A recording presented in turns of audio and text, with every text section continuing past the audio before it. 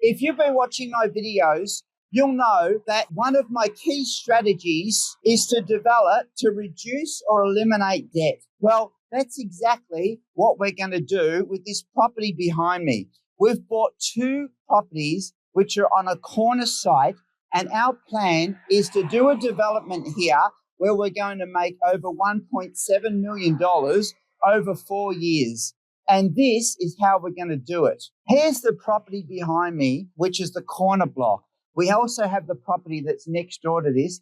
So we've bought two properties in this lot. And here is a current bird's eye view of the properties. Now, what most developers do would be to knock down these two old houses, old weatherboard houses, and get as many as they can on that particular block.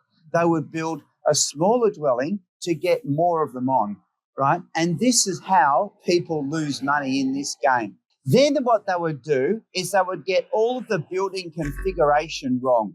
They would build something that the market doesn't need or doesn't want. Therefore, when they're doing that, they're adding more financing costs and they're running the risk of having no cash flow in the property throughout the development. If they do this, they're adding more financing costs into the development. They're limiting the amount of cash flow that can be obtained throughout the development of the project. And essentially, they're overcapitalizing and they will run at a loss for the project. We like making money in our developments. So we're going to use our expertise and we're going to do something a bit different and a lot smarter.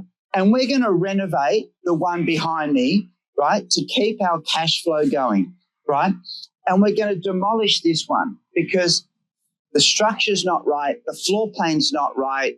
It needs a lot more work. And we are building 4-bed, 2 to 3 bath homes for second home buyers because we know what's going to sell for top dollar in this area. We are also going to put the wow factor into these. So they're going to have things like Caesar stone bench shops. They're going to have butler's pantries. They're going to have large ceilings. They're going to have wow factor. So when people walk in, they'll be like, wow, it's going to be a wow factor in these particular homes. I don't build the same configuration for every development.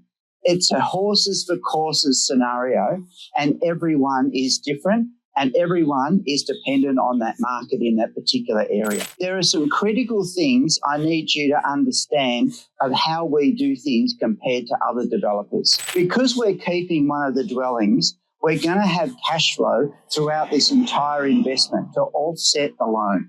But not only that, we're able to on-sell the house and sell it off as part of a subdivision to enable us to lower our debts, to enable us to gain more finance to be able to do the subdivision and lower our financing costs. Because we are building 5 dwellings, right, and not 8 or 9, we don't need as much financing. This puts a lot of less stress on our business equation in the development because it reduces our overall risk of the development. So by carefully picking what we are going to do on this site can make us a lot of money and reduce our risk.